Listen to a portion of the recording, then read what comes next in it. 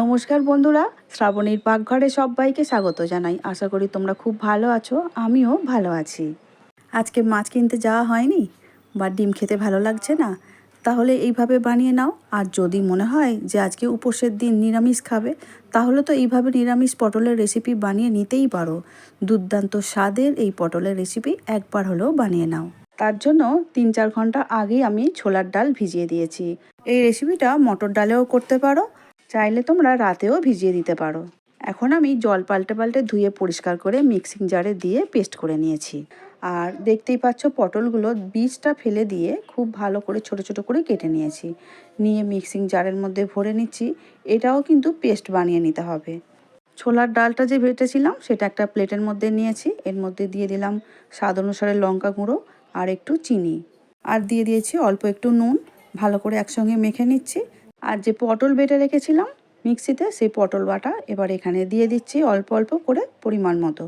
যদি বোঝো যে ডালের মধ্যে বা পটলের জল জল ভাব আছে, ভালো করে বড়াগুলো হবে না, তাহলে কিন্তু 2-3 চামচ ময়দা এখানে অ্যাড করতে পারো বা বেসনও দিতে পারো।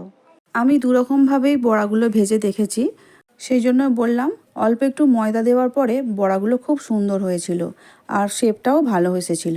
বড়াগুলো ভেজে নেওয়ার পরে কড়ার মধ্যে বেশ খানিকটা সর্ষের তেল দিয়ে দিয়েছি। তেলটা খুব ভালো করে গরম হতে গ্যাসের জোরটা কমিয়ে দিয়ে অল্প অল্প করে এই ডাল আর পটল বাটা একসঙ্গে দিতে থাকলাম। ছোট ছোট যেভাবে শেপটা নেবে, কতটা বড় বড়া করবে সেই অনুযায়ী দিয়ে দিতে হবে। ওপরের দিক থেকে দেখে বোঝাই যাচ্ছে যে নিচের দিকটা একটু লাল লাল হয়ে গেছে, সেই জন্য আলতো হাতে বড়াগুলোকে উল্টে দিতে হবে। যে সমস্ত বন্ধুরা ইউটিউব চ্যানেল থেকে এই মুহূর্তে আমার ভিডিও দেখছো, প্লিজ সাবস্ক্রাইব করা যদি না হয়ে থাকে সাবস্ক্রাইব করে শ্রাবণীর পাকঘর চ্যানেলটির পাশে থেকে যাওয়ার অনুরোধ রইল। পাশে থাকা বেল আইকনটা অবশ্যই প্রেস করো, যাতে নতুন রান্না যখনই ছাড়বো সবার আগে তোমাদের কাছে পৌঁছে যাব। আর ফেসবুক পেজ থেকে দেখছো বন্ধুরা, প্লিজ পেজটিকে ফলো করে দিয়ে শ্রাবণীর পাশে থেকে যেও। আচ্ছা, ডাল আর পটলের বড়াগুলো কিন্তু সুন্দর করে ভাজা হয়ে গেছে। এবারে একটা প্লেটের মধ্যে একটা একটা করে তুলে নিতে হবে। বন্ধুরা, বিশ্বাস করবে না, যদি শুধুই এইভাবে পটলের বড়া ভেজে নিরামিষের দিনে ডাল গরম ভাতের সঙ্গে খাওয়া যায়, দারুণ লাগে। কারণ আমি যখন প্রথম বড়াটা ভেজেছিলাম, সেটা নিশ্চয়ই দেখে বুঝতে পারছো ওখানে কোনো ময়দার ব্যবহার করা ছিল না। সেই বড়াগুলো ভাত দিয়ে খেয়েছিলাম, দুর্দান্ত খেতে হয়েছিল। পরের স্টেপের যে বড়াগুলো ভেজেছিলাম সেগুলোর সঙ্গে ময়দা আমার দেয়া ছিল।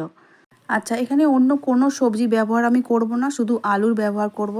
আলুগুলো কিন্তু একটু মোটা মোটা লম্বা লম্বাভাবে পিস করবে, তাহলে কিন্তু এই তরকারিটা দেখতে অনেকটা ভালো হবে। কারণ সবজি কাটার ওপর নির্ভর করে তরকারিটা কতটা সুন্দর দেখতে হবে। রান্নার ক্ষেত্রে কিন্তু ওটারও প্রয়োজন আছে। যেমন রান্নার তরকারিটা খেতে ভালো হতে হবে, তেমন দেখতেও কিন্তু ভালো হতে হবে। আবারও কড়ার মধ্যে 2-3 চামচ তেল দিয়েছি। দিয়েছি অল্প গোটা গরম মশলা, একটু কালো জিরে আর 2টো শুকনো লঙ্কা। খুব ভালো করে ভেজে নিয়ে মোটা মোটা করে লম্বাভাবে কেটে রাখা আলুগুলো তেলের মধ্যে দিয়ে দিলাম। আর একটু লাল লাল করে সুন্দর করে ভেজে নিতে হবে। আর ঠিক সেই সময় একটা টমেটো, সরু সরু করে কেটে রাখা টমেটো দিয়ে দিলাম। আবারও খুব ভালো করে নাড়াচাড়া করে টমেটো আর আলু ভেজে নিতে হবে। সেই সময় দিয়ে দেব 1 চামচের মতো গ্রেট করে রাখা আদা। আদাটা দেওয়ার পরে আবারও একটু ভালো করে ভাজা ভাজা করে নেব।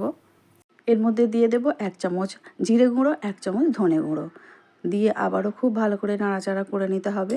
এইভাবেই কিন্তু একের পর এক মশলা দিতে থাকবো আর খুব ভালো করে আলুগুলো কষে নিতে হবে, তাহলে কিন্তু আলুগুলোর খুব ভালো টেস্ট হবে। বন্ধুরা, আমার রেসিপি যদি ভালো লেগে থাকে তাহলে তোমাদের বন্ধুদের মধ্যে বা প্রিয়জন আপনজনদের মধ্যে একটু শেয়ার করে দেবে। আর যদি কোনো রেসিপি ভালো লেগে থাকে তাহলে একটু বলো, আমি ঠিক চেষ্টা করব বানিয়ে তোমাদের সামনে প্রেজেন্ট করার জন্য। লঙ্কা গুঁড়ো আর হলুদ গুঁড়ো দিয়ে দিলাম। হলুদ গুঁড়ো 1 চামচ দিয়েছি আর লঙ্কা গুঁড়োটা একটু ঝাল ঝাল করবো বলে 1 চামচ দিয়েছি, কারণ নিরামিষ তরকারি একটু ঝাল ঝাল খুব ভালো লাগে। তারপরে খুব ভালো করে কষে নিয়ে জল দিয়ে দিলাম পরিমাণ মতো।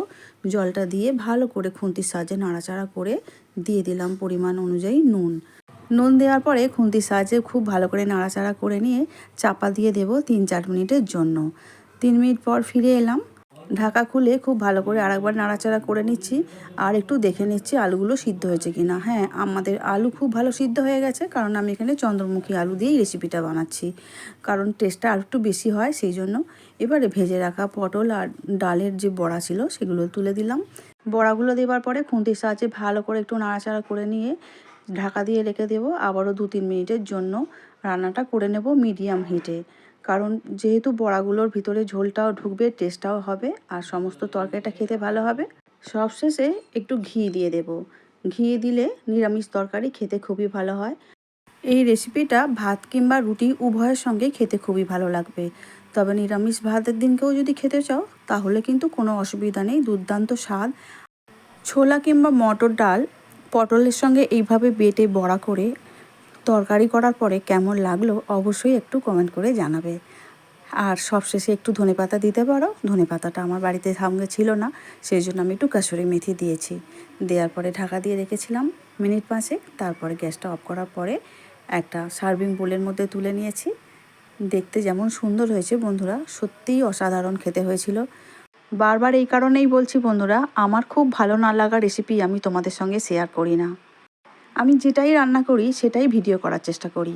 আর যদি খেয়ে ভালো লাগে তবেই আমি তোমাদের সঙ্গে শেয়ার করি, না হলে শেয়ার করি না।